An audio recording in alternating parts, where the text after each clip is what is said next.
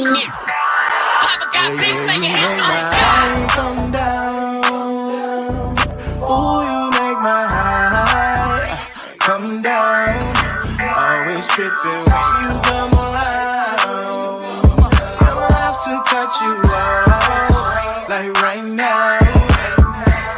You see, I don't have to drive me. You can say that for your mama. Maybe you should smoke some. Me try the marijuana. I was never you good. The vibe was straight. Showed you a couple of things and they feelings changed. I treated you right. Everything was a gift from a time to your bag and the color on your lip. Welcome to the Seahawks Man-to-Man podcast, powered by Blue Wire. Shout out to the new company. My name is Michael-Shawn and You guys can follow me, whatever Elon Musk is calling that app these days. Hit me on there, at Mike Dugar, MikeDugar. Thank you for all the love and support on our YouTube channel. Seahawks Man-to-Man is the name of the channel. That's Seahawks Man, the number 2 man. For all my audio people, if you slide over there to YouTube, hit subscribe, hit like, just come right back. If you prefer to just listen to the show while you're jogging, walking your dog, whatever, we appreciate that love too. Just hitting that button means the world to us. So thank you in advance for that. Chris, go ahead and talk to him. What is going on, everybody? It is your boy, Christopher Kidd. You can follow me on Twitter at CKIDD206, and that's CKid206. And yes, hop over to that YouTube channel because we got a lot of content coming, and we want to thank everyone that has subscribed. But hey, if you're listening right now, it takes you about 2 to 10 seconds.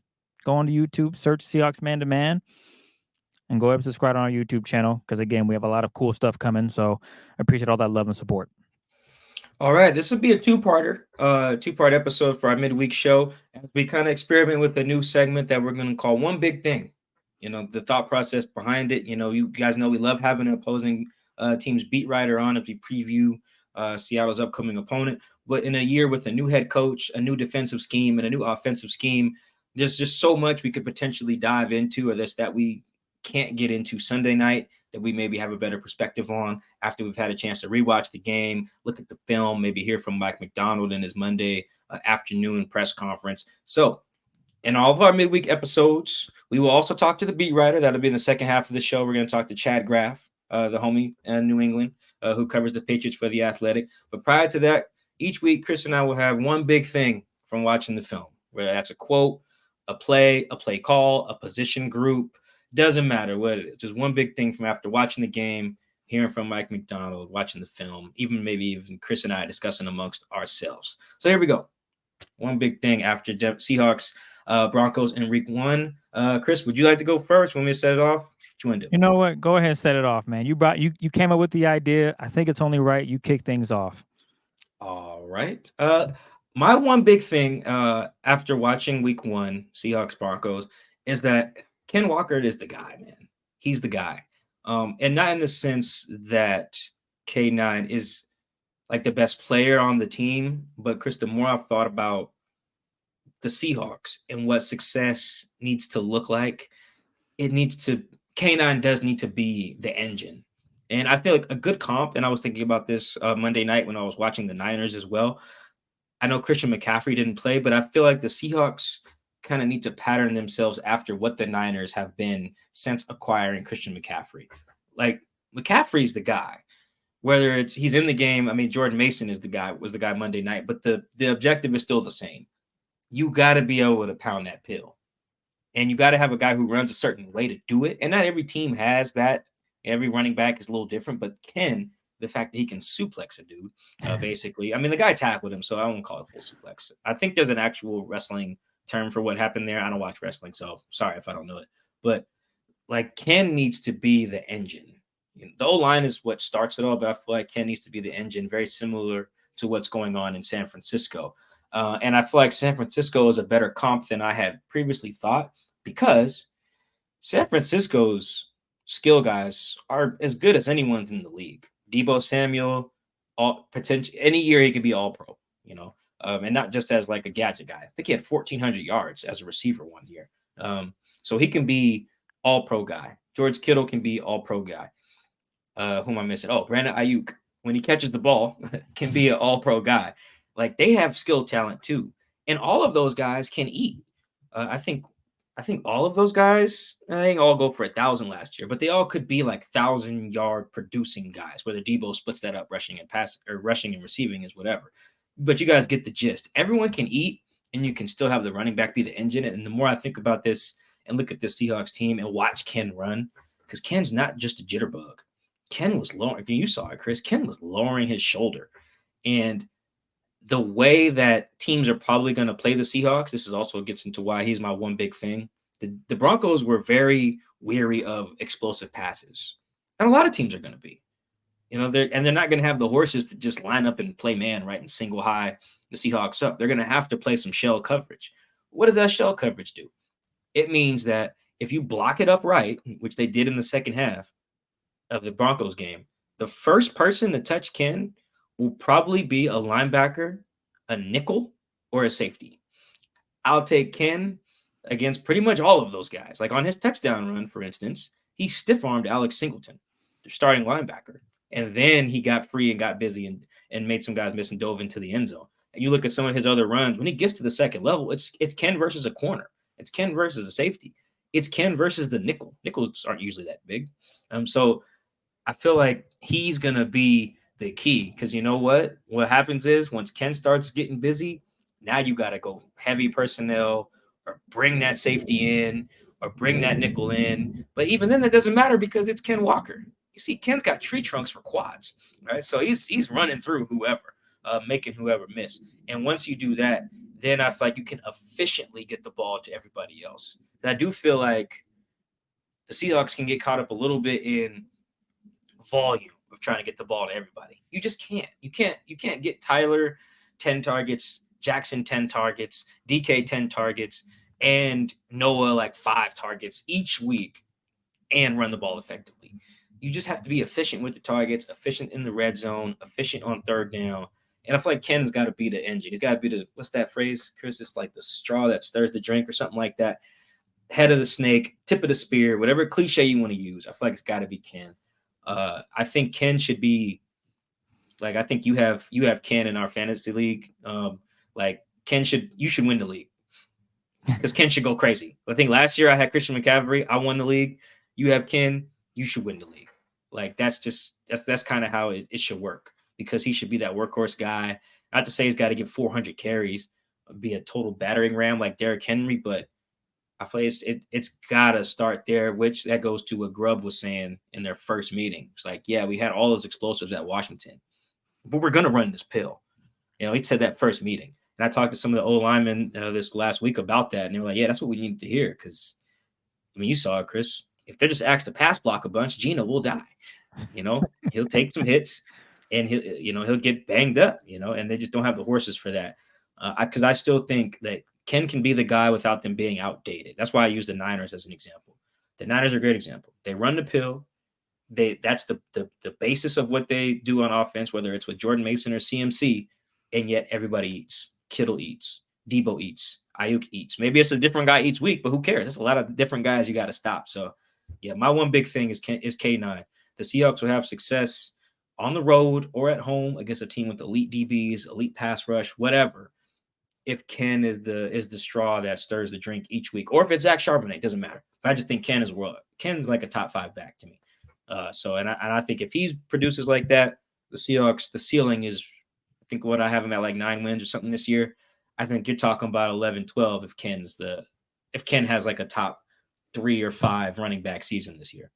All pro indeed. So it's funny, Mike and I both go offense for our one big thing. Last night, though, I was going to go D-line.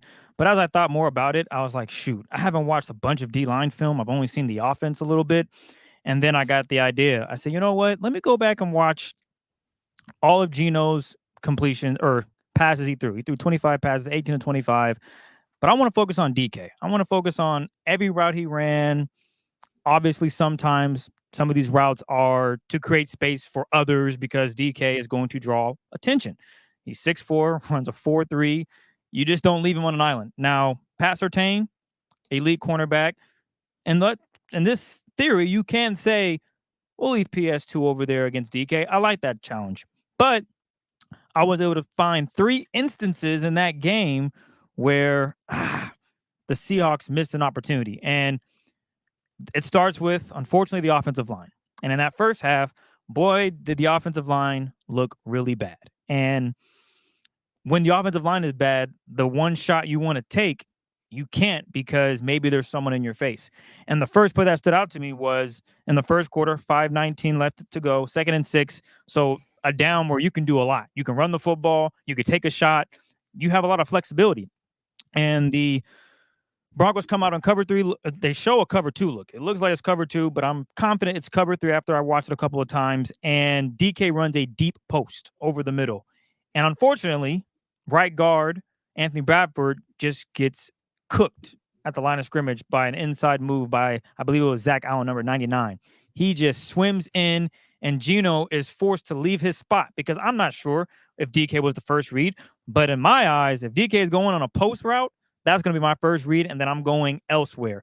And when I say DK would have, well, he toasted him. He left him in the backfield. It was a really good drawn up play, and it's unfortunate that the ball was completed. So yay, the pass is completed, but this could have been a home run, a touchdown for DK, who in that game he only had 4 targets and 3 receptions. He should have had a 4th one, but he dropped the pass earlier in the game. Great throw by Geno. DK just couldn't bring it in. But these are instances where your offensive line needs to execute because DK, he can do it all. All right. He can hit the big ones downfield or he can do the short stuff. But when a game is as tight as it was, you want to give yourself a little wiggle room. Against a good defense, you're going to need a shot like that to create a separation, to get some momentum. Luckily, the defense was playing lights out, and Bo Nix couldn't really do anything other than screens. So it worked out perfectly. But against, I don't know, give me a good team, Mike, from in the NFC. The Niners. Okay, anyone but the Niners. Give me another good team. The Lions. Okay, against the Lions, who have a really good run game and a solid defense, you're going to need some shots to go your way just to build some momentum and get the confidence going with everyone else. And in this game, that didn't happen. There were multiple times where Geno was running for his life. And in the second half, they did execute a lot better. But there were just times where I'm thinking, this is one play where you want to get it to your number one guy and get the season off to a great start. You saw in the preseason what they did. Geno went out there, slinging, touchdown to Geno, or excuse me, to DK. That was really cool. And based on how they started the game against the Denver Broncos, they definitely tried that with the first 2 plays being passing. Now, obviously, Mike, I know you mentioned that last week, or actually it might have been, I think it was last week. You mentioned that we don't know if every call was specifically a pass. Maybe Geno audibled into a different play, but that's the type of energy they were coming out with against the Broncos. We're going to throw this rock around the field, and we're going to attack you with our weapons outside, JSN, Ty Lockett, and DK. And the offensive line wasn't ready for that. So that was one play that in my head, I was like, damn, I really wish they would have connected on that because that could have just changed the momentum of the game. But again, they did complete the pass. That's great and all, but I did want to see DK have an opportunity to go deep. And they gave him another shot. He just dropped it. So that was one. And then there was 2 others. One more that I want to talk about, though, was first quarter again, about 2 minutes left, 3rd and 7, and DK on a curl route. A really simple route, but he was wide open. And obviously, yet again, a little bit of pressure in Geno's face makes it a challenge. And it goes back to the offensive line. You got to execute on all facets of the game to do what you want to do. Obviously, DK might not have been the first read, but he was open. And if Geno's able to see him, this could become a big play because Patrick Surtain was he was cover 3 bailing. There was a lot of room. So if the ball is thrown to DK, he's able to catch it, turn around, get some yards, maybe an explosive. So those are just 2 plays that I want to talk about that I talked about here that I thought just missed opportunities. And I feel when the Seahawks have gone back and watched the film, those are things that they're going to hit on with the offensive line. Yo, we got to be better here. Let's go through all of our reads. Let's use our weapons accordingly, because I know a lot of Seahawks fans wonder, damn, why don't they all just throw it to DK every time? Well, I was able to see why they can't throw to DK every time. Sometimes there's a dude in your face. It's really hard to just throw it up and hope and everything works out. We saw what happened when the second play of the game, Geno, I forget who it was, it might have been Singleton, was sacking Geno, grabbing his leg, and Geno's like, oh, no, actually, Singleton picked it off. It must have been a defensive tackle or something that was on Geno's leg. He's just trying to get rid of it. No one was there. It's intercepted. Had it all gone perfectly, DK was also open on that play as well. Side note, he did another deep post route, and Ty Lockett was doing another post, maybe 10 yards shallow, but on the opposite side. And I believe the Broncos are in cover 4, so that's a really tough spot for your linebacker to be in, especially if he's just reading the eyes. If DK had separation, if Geno's able to laser that in there on the second play of the game, it's not an interception. Maybe it's a big completion, explosive play. So those are things that you got to think about when you're saying, damn, I see, I don't know, let's think of a receiver. Maybe the Niners, Cooper Kupp. He's getting 20 targets and 17 catches. Why the hell can't we do that with DK? Well, the offensive line starts there. How is the offensive line dictating what the offense can do? So that was my one big thing is just missed opportunities with DK. And I'm curious to see how they approach it going up against the Patriots. And we'll talk more about that with Chad Graff and how is their defensive line good? Do they have guys that can create pressure? Because that's going to be another thing that limits the deep ball for DK and just getting him the ball in general. Because when DK gets the ball, he's pretty effective. He's weapon X. He's dangerous. You don't want to give him the ball in space, and you don't want to give him the ball when he has a full head of steam. It can be bad on both sides. So that's my one big thing. Missed opportunities with DK in that first week matchup against the Denver Broncos after I went back and looked at some of the film. And that's on top of the 2-point conversion they didn't convert. That's true as well, yeah. Which was another one-on-one. You see the difference in the preseason between what happens when the corner isn't the guy who didn't even make the team. Now, real, like, because that was the throw it up to DK play, but I think that was Justin Hardy Sr., I want to say. Yeah, a guy from the practice squad, you said, right? Yeah, I don't even think he made I know he didn't make the team, make the Browns. So, yeah, that goes to show you. It's just different. It's different in the regular season. The opportunities are harder to come by. Routes got to be there. Protection got to be there. The catch got to be there. The throw got to be there. It's all got to work. But when it does, like you said, the explosives are there. I looked it up while you were talking, too. I didn't know Kupp had 21 targets. Oh, 21, excuse me. But, yeah, I didn't know that. Yeah. Oh Why can't they do it to DK? Yeah, there's a lot that goes into it. They can do that. There are different types of players too, and Oh, that's true. Cooper Kupp can line up everywhere. That's. Well, Kupp can line up. DK can line up wherever he wants, but it's just about where he's most effective from. And in that game in particular against the Lions, Kupp only averaged 7.9 yards per reception. That would be like a good year for a running back in terms of yards per catch. That's really awful for a receiver. So he was their dink and dunk magnet in a way that I just don't think you need to have DKB. That's why you draft Jackson. It's why you have Tyler. It's why you pay Noah to do those type of things. DK is your big gun. Like what'd you say, Weapon X? Yeah. DK is Weapon X. That's what you use him for. I just didn't know that. When you said the number, I'm like, good Lord. Because I was working and I was traveling home during Sunday Night Football. So I didn't peep the whole game. I only peeped the overtime and the final drive. 21 targets. Oh, ideal meal. Woo! What a number. Great one big thing, though. I think both of those very, very pertinent, not only to the season, but to this next game, in particular, as you alluded to. We're going to talk to the homie Chad Graff about the Patriots and some of those things you talked about with DK and the guy they may, have on him, coming up this Sunday out there in Foxborough. So without further ado, what you're about to hear next is our interview with the homie Chad Graff, Patriots beat writer for The Athletic. Hope you enjoy. All right. It's that time of week where we preview, we have our guest on the show as we look ahead to Seahawks Patriots in week 2. To talk about the Patriots with us, we have beat writer for the team, or beat writer for The Athletic, and writes about the Patriots. We have the homie Chad Graff on the show. Chad, welcome, guys. Sir. How you doing, man? Thank you. Doing well out here in New England. How's that out Pacific Northwest? They went 1-0. And that's as you know up there, man. That's just about the few in here. Get it going. Yeah. It's good vibes over here. Imagine good vibes over there. How was that week 1 game, against the Bengals?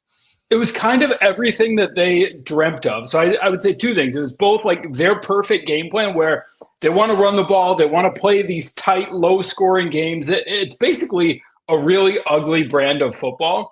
But they like their defense. They know that it's not really safe or conducive yet, given their offensive line and wide receivers, to play Drake May. So it's like, hey, we're going to put Jacoby Brissett out there, be a total game manager. We're going to run the ball a ton. And they did all of that. So that, I guess, is point 1. And point 2 is this has been kind of a miserable franchise for a few years, if we're being totally honest. The Bill Belichick vibes at the end, post-Tom Brady, were not good. Everybody was miserable. It was the same, intense 20-hour workday. situation and kind of no fun part of it from Bill, because his attitude was come work so hard and then winning will be fun. That's going to be our fun spot. And then when you're not winning, you strip the winning out of that, it gets pretty miserable. So to have Gerard Mayo come in, completely change everything, even though he's a Belichick guy and has some of that background, it was just a joyous moment for a lot of that sideline to finally be above 500. They know that they're probably not a playoff team this year. They're probably still going to win 5, 6, maybe 7 games. But to start off on the right foot, I think was big for that new coaching staff. I mean, what you described right there, Chad, was the Matt Patricia Lions, really. Just come to work hard, hope that we win, and if we don't, it'll all suck. It's amazing what happens when you strip the winning from, hey, the win's going to be your reward and there's no other reward. I thought something was funny. I only watched the game on replay. I didn't get to watch it live on Red Zone. I think it's Demario Douglas, correct? That's one of the receivers. Yep. Yes. So he caught a pass, and Scott Hansen was like, yeah, Jacoby has like an obscure set of receivers. You know, people are going to have to look him up this year. And I was like, yo, wasn't Douglas on the team last year?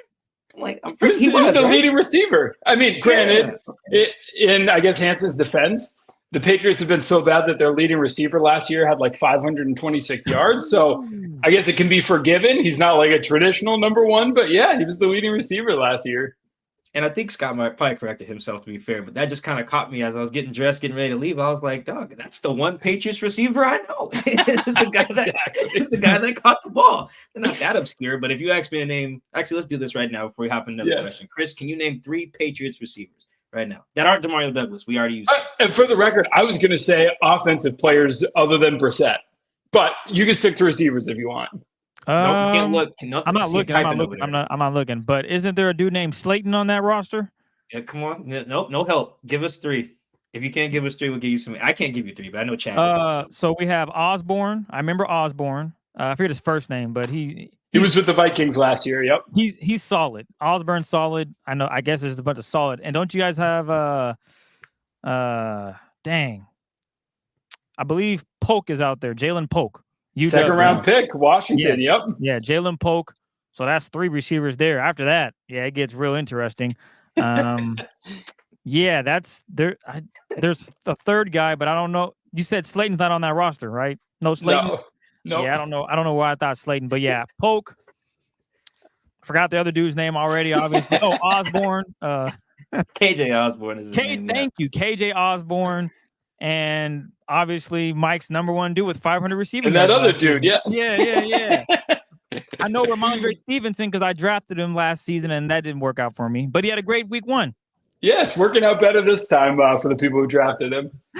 Oh man, that's good, Chris. I don't even know if I would have got that many. Can't lie to you. I didn't know KJ Osborne was on there until I was watching the game on replay. Things have changed with the Pats, where I think if you just ask like a normal NFL fan to even just name 3 offensive players, you get Jacoby. I guess if you take out the quarterbacks, because everybody knows Drake May and Jacoby, but you take out that, there's not a lot of household names on this Patriots team in general, but certainly the offense.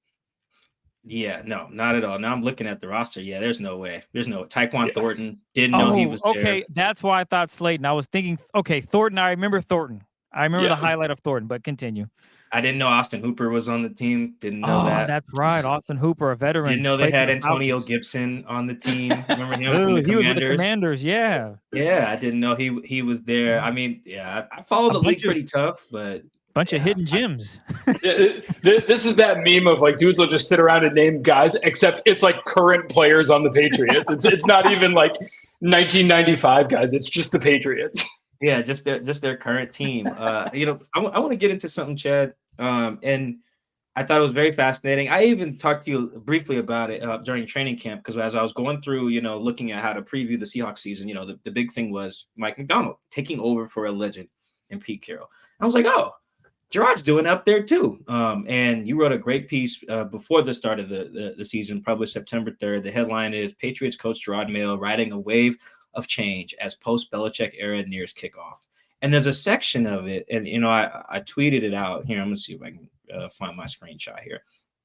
You have a line that says, "So how do you navigate the tightrope of honoring Belichick, giving a nod to the past while recognizing there's a reason he no longer sits here?" And the here in reference to his office. Mayo took over Belichick's old office. But I just thought that was great because that is, if you just took Belichick out of that sentence and just replaced it with Carroll, it would be the exact same, situation. There's so much of the past that's worth preserving with both franchises. And yet, like you said, there's a reason Belichick's not coaching the Patriots. There's a reason Pete Carroll's no longer coaching the Patriots. It's early in Gerard Mayo's time here, but, he's not a new face to the franchise like McDonald is. So how have you seen him navigate that tightrope that you mentioned between starting fresh, but also preserving parts of what was a very successful past? Yeah, well, so there's a few interesting facets to this, especially as it relates to the Seahawks. But I guess the first thing is, unlike McDonald, Mayo was a Belichick guy. He was drafted by Bill Belichick, only ever played for Bill Belichick, didn't play for anybody else, was recruited into coaching by Bill Belichick. And then when the Kraft family wrote into his contract that he was going to be the successor, Bill had to sign off on it.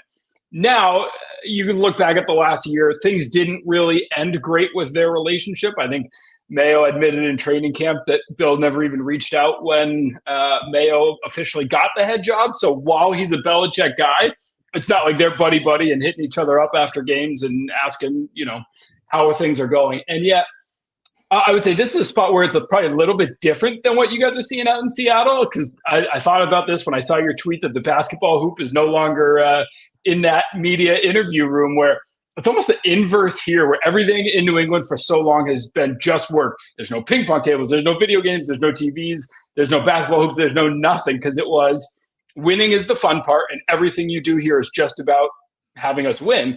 Mayo's a former player. It's a little bit more of a relaxed vibe. He put in the PS4. He put in the basketball hoop. Like, all of that is switching the other way, where he wants it to be fun in New England. And for so long, it was, it was very Bill-centric. Everything came down from Bill. It was Bill's way or the highway. Everything was through him. Gerard's much more player empowerment, kind of what we've seen from a lot of the younger head coaches in the league, of putting faith in them to be professionals. And I think a lot of that stems from Gerard being a former player himself and being a former first-round pick. But definitely a noteworthy change, given everything before was like discipline, Belichick. Even if it makes you miserable, that's what your Super Bowl ring is going to be for. So sit down and just put in the 12-hour workday. All of that has flipped so much. I have Chris, before we move on to the next one, I have a quick follow-up, more just a shout out Chad's story, which I thought was really good. I read that before we went on today. It speaks to your player empowerment, like relating to the players part, which is why these that's why these owners hire the young guys, right? It's not a surprise that the Seahawks and the Patriots went from really old coaches, I think two of the oldest, to, I believe, the two youngest. I can't remember who's younger. Yeah. Gerard and Mike. I only know because Gerard was the youngest coach up until Mike got hired. And so Gerard's days as the youngest coach lasted about 2 weeks. And to speak to like the relatability, or maybe something that's different, you mentioned at the towards the end of the story, they do like a makeshift slip and slide that all the rookies have to go down, and that was a Bill Belichick thing, and obviously Mayo kept it, but with a tweak. Now, he went down the slip and slide, because he's a rookie as well. I thought that was like a cool nugget there, because he is the coach, but also he's hired, like you said, because maybe he can relate to these guys a little better. You say he's a millennial head coach versus was Bill Belichick born? I don't know, a long time ago. So I love that, man. Goes again. And the headline of that, when you guys are done listening to this, Patriots coach Gerard Mayo riding a wave of change as post Belichick era nears kickoff. I thought that was really good, really well done. Good insight into what Gerard's going through, and there's some parallels, obviously, to what Mike McDonald's going through in Seattle as well. Yeah, thank you. My bad, Chad. I didn't mean to cut you off, but I do want to spin things and look at the offense, because I remember, as I said a few minutes ago, I drafted Rhamondre Stevenson last year thinking he would have 1,000-yard season. And I know it was a little quirky pick, but I thought, you know what? He's going to flash. And he did not flash. It was bad. I was really disappointed in that. And then this year I saw him available, and I'm thinking, I'm going to pass. I'm going to learn from what I did last season and be better. And then I go back and I'm watching some highlights, and then I watched the All-22 earlier today. I said, damn, he had actually a really good game. Rhamondre Stevenson had success on the ground, and he totaled 120 yards for 25 carries. 9 of those runs were between the tackles and went for 55 yards. So he was having success between the tackles and on the outside runs. How was this offensive line? Is it as good as it seems, or did they just play a really great game against the Bengals? I think it's more the latter. It's not a good offensive line. In fact, I would say really bad offensive line. Now, they are better at run blocking than they are in pass protection. Like pass protection, the Seahawks pass rushers they got to be so excited for this one. This is the time that you rack up some stats and make your money, because they're going to be in the backfield a lot against Jacoby Brissett. Now, the offensive line is better in run blocking, and yet, like, a lot of that was just Rhamondre being a good running back. In terms of like yards before contact, he was consistently, I think he ranked 36 out of 39 running backs this week. So he was hit early a lot. He just happened to rank second in yards after contact. So the Bengals were having some trouble wrapping up, getting him to the ground, and he was making things happen after contact. So if the Seahawks can tackle better, like the Patriots want to be a ground team. They want to run it a lot. I know some of that might sound familiar to some of those Seahawks days, but they want to really be a running team. And so I think they would pat themselves on the back and say, hey, this is exactly what we wanted. We got what we wanted. That's good. I would just pause for a little bit of skepticism in the Bengals, previously had been one of the worst run defenses in the league. And throughout the game, to my great surprise, they continued to play with like two high safeties playing these shell coverages. Like, hey, we're going to take away the deep stuff. And the Patriots were like, okay, great. We don't have deep threats, like fine. We're going to keep running it. So they ran the ball at the second highest rate in the league in week one. It was all under center, second highest under center. Like, it was the perfect defense for this offense. So I think two things can be true. The Patriots ought to be really proud. I think Rhamondre Stevenson was really good. And yet, I still, before I give them too much praise, want to see it done against another defense. They've got 3 straight good ones coming up. They go Seahawks, Jets, Niners. So this is about to be a much bigger test, because, what they had against the Bengals was really perfect for what they were looking to do. Wow, that is oh my goodness. That's brutal. They're going to get tested. Shout out to number 64. I didn't even know his name until just now. Layden Robinson, guard. He was good. I'm surprised to look up and see he's a rookie. Yeah, wow. He was really good against the Bengals. Helped a lot. I think Rhamondre's touchdown run was just basically like, hey, follow 64, get to the promised land. He was kind of the epitome of that, and this is something for Seahawks fans to look for. Whenever they needed a big run, they were going to the right side. They've got Onwenu, who's a big, good right tackle, and then they were following this rookie. So all the big runs are to the right side, and yet Layden Robinson, that rookie, also kind of epitomized both being a rookie offensive lineman and the struggles they had in pass protection, where he was a bully in the run game. He was pushing people around, and then there were a couple where a blitzer just ran right by him, and he didn't even touch him, and they were heading into the backfield. So, if I'm Mike McDonald this week, I'm probably looking at that as an area that maybe you can dial up some pressure and try to get to Jacoby Brissett. Perfect segue there. Speaking of pressure, I was looking up some pressure numbers this morning and saw that the Seahawks pressured the quarterback at the highest rate in the league last week, 44.9%. This is according to True Media and / Pro Football Focus. Second highest was the Bengals, though. I don't have the number in front of me. It was in the 40s. Yeah, it was 44-1, I think. Yeah, so basically right there with what the Seahawks did. Thank you. And that was the second highest. So Jacoby was pressured at the second highest rate in the league, but he had the second lowest pressure to sack rate in the league, because he was back there looking like Michael Vick, on a few snaps there. He scrambled 4 times for 34 yards, got 3 first downs. And I'm going to paraphrase a quote from Gerard Mayo this week. He said, quote, he actually made some plays with his legs, which was surprising because he's probably the slowest black quarterback in the league. End quote. Absolutely fabulous quote, and an accurate one. We went through the Belichick days are over. Belichick's not giving you stuff. Mayo's out here giving you sound bites. So there's another difference between Belichick and Mayo. That was absolutely great. I love that quote. So the Patriots draft Drake May, the 3rd overall pick out of North Carolina. Super excited about him. Their plan is to basically keep him on the bench for as long as possible, at least until after Halloween, and ideally longer if Jacoby can keep playing well. But one of the only reasons they thought about playing him earlier is that he's an athletic guy. He runs around a bit. He's got size. He's got toughness. He's good on the bootlegs, and that was an area that they were a little bit concerned about with Jacoby, just knowing that this offensive line was going to be bad and going to allow some pressure. So that was definitely a pleasant surprise for the Patriots that he evaded pressure. He picked up a couple first downs on his feet, History would say that's probably not super sustainable, but for now, the Patriots are going to be pumped about it and say, hey, we're not messing with anything. You keep doing you if that's going to work. Yeah, probably not sustainable if you're slow as well. But he was moving, man. I'll give him credit. Found his outlets when they were sending heat. Like if he looked like a veteran. If I didn't know any better, I'd have like, oh, okay, this guy's probably been in the league a little bit, and he looked like that's what you need on the road too. If you want to look up like veteran game manager, that was the quintessential veteran game manager game. Like made the right checks, got him out of spots. Knew where his hot reads were, so if they were getting pressure, it was out quickly. No turnovers. Like that was a game manager game. And frankly, that's what the Patriots want. They would be pumped if they can get veteran game manager football every single week. You know who is not slow? Christian Gonzalez. I did not know he ran a 4.38. Wow, what a number! It is. He's got long armed. Like he is.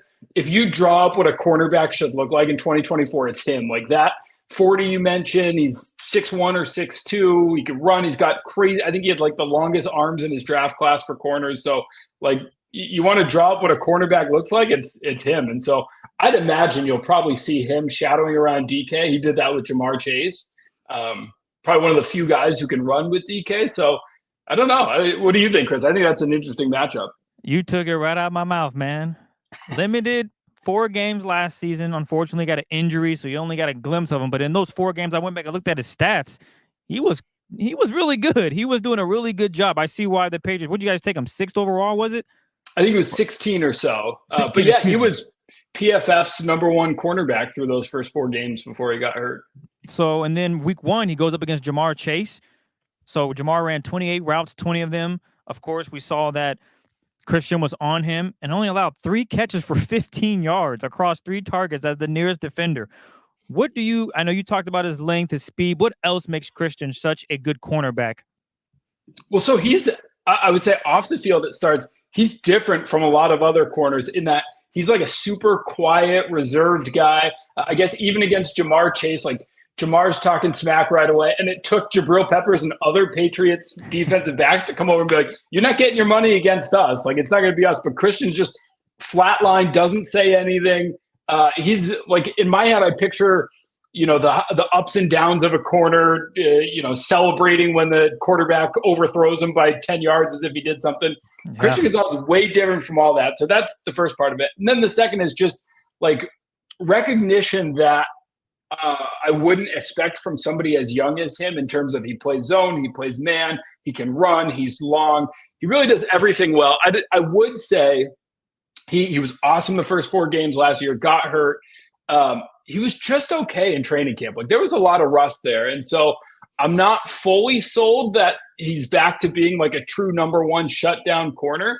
But if he does it against Jamar and then does it against DK, like he might be shutting me up at that point. Then they got to go Garrett Wilson, Brandon Ayuk. So, we mentioned that gauntlet earlier. It's not about to get easier, but he's got a tough task this first month. What do you think actually, how do I phrase this? So when you look at what DK brings, the physical attributes, how can Christian not eliminate that, but how can Christian present problems for DK, who he only had an okay game against Patrick Surtain, who is similar build, but the Seahawks also had a terrible O-line, so there wasn't time to find DK. But how do you think Christian can, I guess, in this scenario, present problems for DK?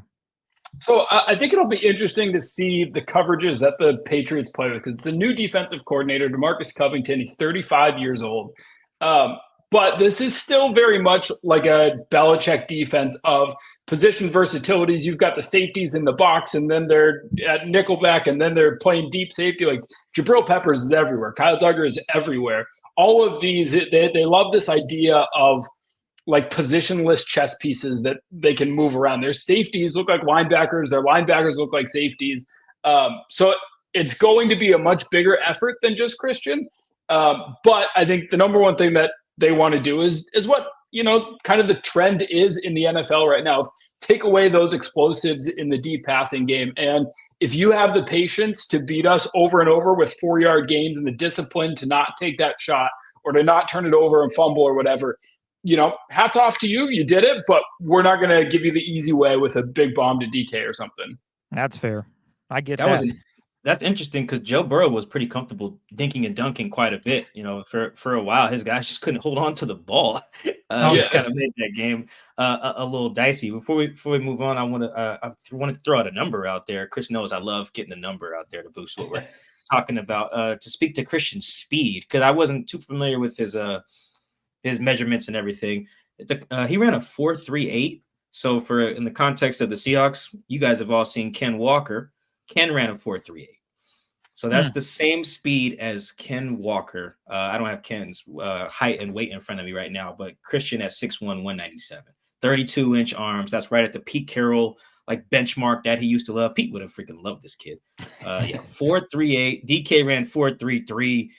Everyone's not as fast as their combine stuff once they get some wear and tear on their body. But that puts in perspective. If there is some deep shots, with a 41.5-inch vert too on Christian, this guy's a freak. Oh my goodness. He's wild. They're going to trust him. I can already imagine hey, it's third and whatever, wherever 14 goes, you go with him. And that's how you shut down the explosives right there. You get a 6'1" corner with 32-inch arms who runs 4.38. Shut down wherever the hell you want right there, as long as he doesn't get too grabby and turns his head around when the ball's in the air. The Patriots say goodbye to Matthew Judon. When they punted him, I was thinking, okay, they're just giving up on the season. Why would you give up your best pass rusher? But clearly, Coach Mayo had better visions, because guess what? They're 1-0, and I'm 0-1 in that regard. So they say bye-bye to him. But Keon White, 2.5 sacks, 4 tackles for loss. He caught my attention by watching the film. I'm thinking, okay, this dude just shoved an offensive tackle with one arm out the way and got in the backfield for a strip sack. And then, unfortunately, he had a good game, and the NFL was like, hey, yo, buddy, that's quite interesting, man. Why don't you come over here and let's test this blood out and see what's going on, man. Maybe this don't look right. Who is this dude? I know it's one game, so sample size is maybe a little early, but based on what the Seahawks are bringing to the table, he could have another productive read, right? Yeah, he's a freak. Google him if you don't know him, just to even get the Google image of what he looks like. He looks like a tough, badass, old school defensive end. He's different than the other Patriots pass rusher, Josh Uche, who's the fast, twitchy, bendy guy. That's not Keon White. Keon White's more bully. I'm just going to go straight through you. I'm not going around you, any of that. But crazy off the charts athleticism. I think in that relative athletic score, he was a 9.9 overall, just green lights everywhere, height, weight, speed, bench. He's just a freak in that sense. And so that was part of why the Patriots were willing to get rid of Matthew Judon. That, and he was, kind of pitching a fit and saying, hey, what the hell? You guys are paying everybody but me. I'm your best player and I can't get paid.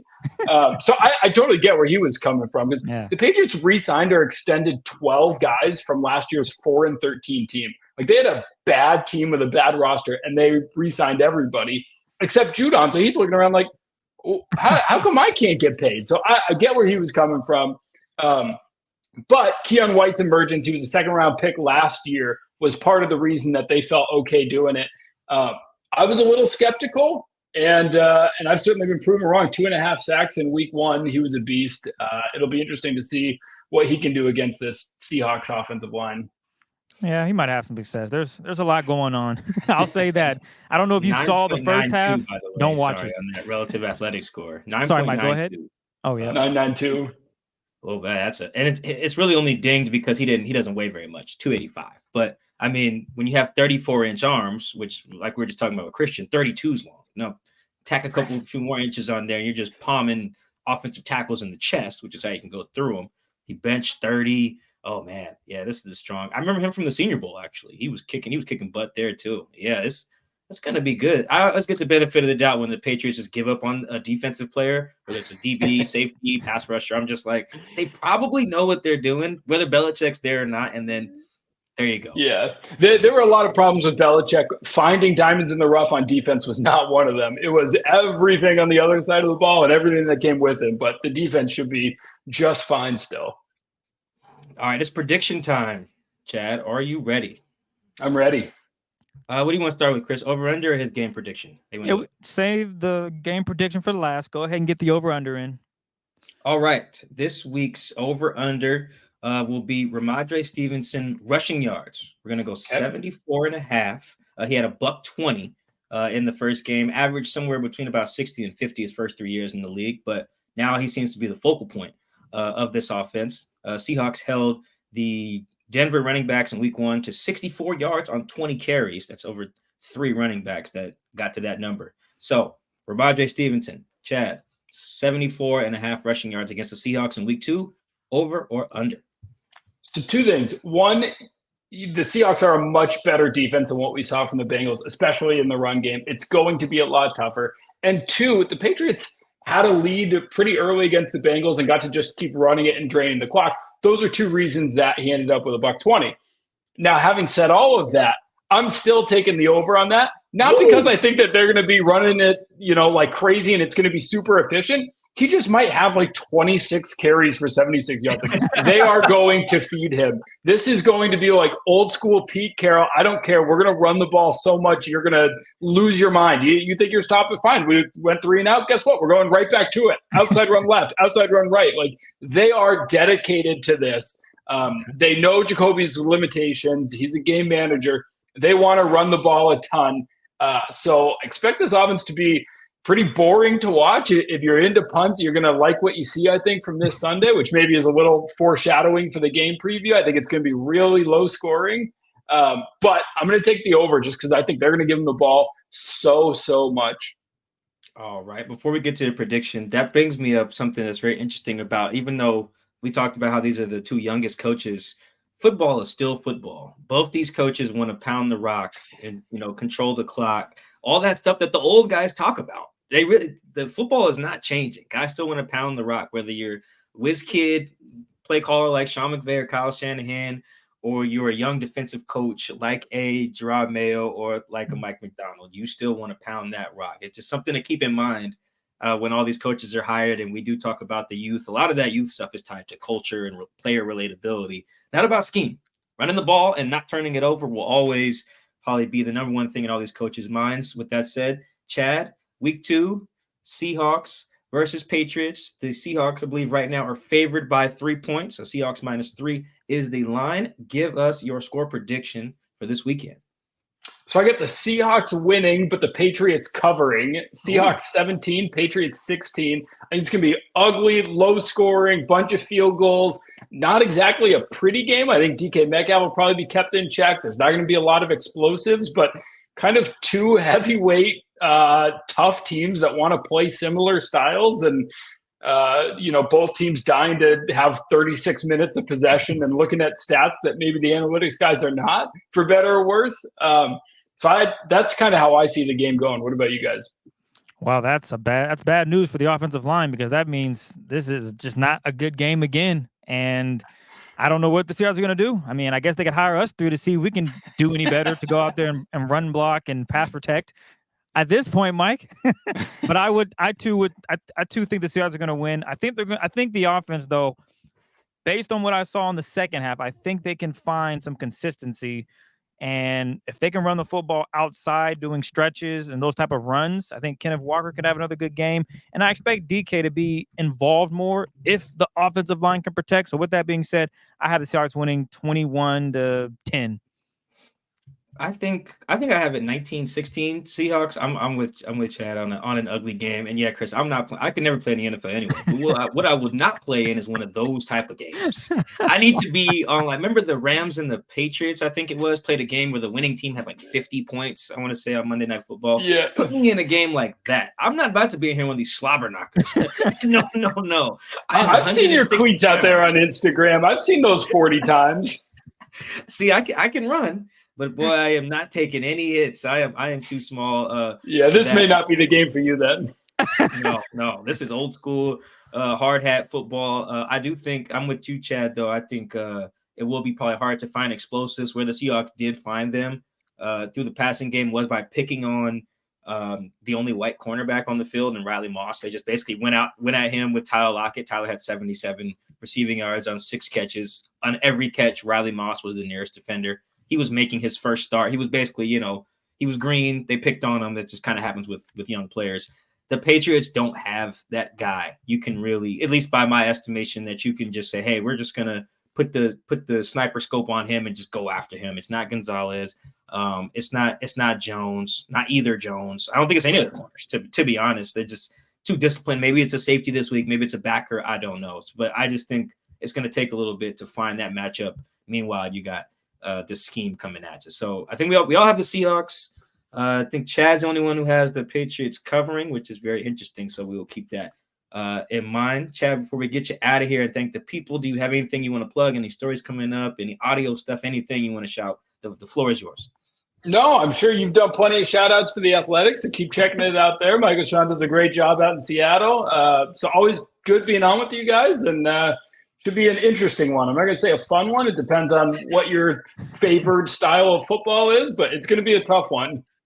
Well, we just encourage everyone to bet the to bet the under pretty much. So, Yes. that could be fun for all of the under bettors.